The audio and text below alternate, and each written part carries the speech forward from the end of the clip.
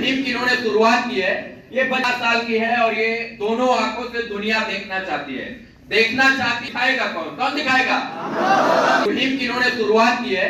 ये 50 साल की है और ये दोनों आंखों से दुनिया देखना चाहती है। देखना चाहती दिखाएगा कौन कौन दिखाएगा? जो काफी है ना? चलिए, सब लोग राष्ट्रभक्त है ना जी? सब लोग बिहारी है ना जी? कोई जातिवादी तो नहीं है ना? चलिए, बिहार के विकास के लिए बिहारी बनना पड़ेगा। क्या बनना पड़ेगा? क्या बनना पड़ेगा? और क्या बनना पड़ेगा? राष्ट्रवादी। क्या? सर अच्छा पढ़ाते हैं ना? सर के लिए एक बात ताली बजाइए। लग रहा है कि खाना वाना खा कर आए हैं। क्या पीते ना? खाना ना खाते जी? चलिए, सर ने आप लोगों को हम अपने बारे में बताया क्या? थोड़ा बहुत कौन कौन हमको जानते हैं? जानते हैं? चलिए, बहुत अच्छा भाई, हमारे लिए गर्व का बात है कि आप लोग जानते हैं। कहे कि आप लोग स्टूडेंट हैं और हम लोग आपकी लड़ाई लड़ने का प्रयास हरदम करते हैं बिहार के अन्य अन्य जिलों में जाकर। और पिछले 2 साल के अंदर बिहार के 38 जिलों को हमने घूमा है, तो बिहार के बारे में मुझे अच्छे से पता है कि बिहार में कहाँ भ्रष्टाचार है, कहाँ क्राइम है, कहाँ अपराध है, कहाँ तमाम चीजें, उसके लड़ने का प्रयास कर रहे हैं। और हमको पता है कि आप लोग जब साथ देंगे तो उस लड़ाई को हम लोग दुगनी गति से लड़ेंगे। देंगे नहीं देंगे? चलिए, सर ने जैसा बता दिया है, प्रेम सर ने एक मुहिम की इन्होंने शुरुआत की है। ये 50 साल की है और ये दोनों आंखों से दुनिया देखना चाहती है। देखना चाहती दिखाएगा कौन कौन दिखाएगा? कौन दिखाएगा? इस जज्बे के को कायम रखना है। इन्होंने अपना खेत बेच दिया, मतलब गिरवी रख दिया। इनकी जो है पत्नी ने अपना जेवर बेच दिया, फिर भी बच्ची का इलाज ढंग से नहीं हो पाया है। दुर्भाग्य है कि हम इस समाज में जीते हैं जहां पर राजनीति होती है जात के नाम पर, मजहब के नाम पर, धर्म के नाम पर, लेकिन ये चर्चा नहीं होता है कि गरीब, अनाथ, असहाय, पीड़ित किसान के बच्चों की भलाई कैसे होगी। तो आज हम लोगों को बदलने की जरूरत है और बदलना इसलिए है कि ताकि इन जैसे बच्चों का जो है इलाज समुचित हो सके। सोचे कि जो काम सरकारों को होना चाहिए, चाहे वो केंद्र सरकार हो या राज्य सरकार हो, जो काम सरकारों को आना चाहिए वो हमें करना पड़ रहा है। समझ रहे ना? ये किसका काम है जी? हमारा काम है इलाज करवाना। ये हम सर्टिया लिया तो टैक्स दिया तो सरकार का दायित्व बनता है कि इस बच्ची का इलाज करवाए। समझ रहे ना? इस बच्ची के लिए टोपी खरीदा गया है तो डायरेक्ट रूप से सरकार को जो है टैक्स गया है, तो सरकार का दायित्व बनता है कि सरकारी अस्पताल में इसका इलाज हो क्या हो? बनता है ना जी? तो फिर सरकार इलाज क्यों नहीं करवाते? दुर्भाग्य है ना?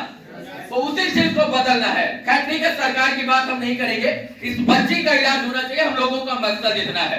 सर पहुंचे थे, 21,000 रुपए का मदद किया, हम लोग भी अपनी तरफ से मदद कर रहे हैं। हम लोग अपना घर परिवार संसार सब कुछ छोड़ कर आ रहे हैं और इस बच्ची के लिए लड़ाई लड़ रहे हैं कि इसका इलाज हो जाए। केंद्र और राज्य सरकार का दायित्व बनता है कि उसके राज्य और उसके देश में जी रहे बच्चे जो है वो शिक्षा के अभाव से अनपढ़ न रहे और स्वास्थ्य के अभाव से उनको जो है उनका आश्वस्त न रहे। केंद्र और सरकार का और राज्य सरकार का दायित्व बनता है वो अपने बच्चों का खुशहाल रखे, अपने देश और अपने राज्य के बच्चों का समुचित इलाज कराए, लेकिन वो नहीं करवा रहे तो उनका काम हम लोगों को करना है। उनको तो हम ही लोग ने बनाए हैं जी। कौन बनाया है? तो इनको भी हम ही लोग उपचार कराएंगे। तो आप लोग गूगल पे, फोन पे सब लोग, मतलब जो नंबर मिल गया है आप लोग ले लिए हैं। इस बच्चे के लिए जो हो सकेगा, मतलब समझिए एक बेबस बाप है, समझ रहे ना? क्या है? बेबस बाप है। एक बाप और एक माँ बहुत संकट में किसी के सामने हाथ फैलाता है। वो सोचता है कि मैं अपने बेटे को सब कुछ दूं जो एक अमीर बाप देना चाहता है। आपके बाप भी, आपके माता पिता भी, मेरे माता पिता भी यही सोचते होंगे कि मैं अपने बेटे को दुनिया की सारे जहां की खुशियां दे दूं। चाहते नहीं चाहते हैं? वो नहीं चाहते किसी की और के आगे हाथ फैलाना पड़े, नहीं चाहते ना? लेकिन कभी कभी ऐसी परिस्थिति आ जाती है कि हमें दूसरे के सामने गिड़गिड़ाना पड़ता है और वो परिस्थिति एक पिता के सामने है। भगवान न करे ऐसी परिस्थिति किसी और के सामने आए। तो हम लोगों का ये दायित्व बनता है, अगर आज हम खुशहाल हैं और जो है शिक्षित हैं और थोड़ा सा समर्थ है तो इनकी मदद हम करें। समझ रहे ना? क्या कहना चाहते हैं? मदद करें। तो जरूरी ये है कि देखिए बूंद बूंद से क्या भरता है?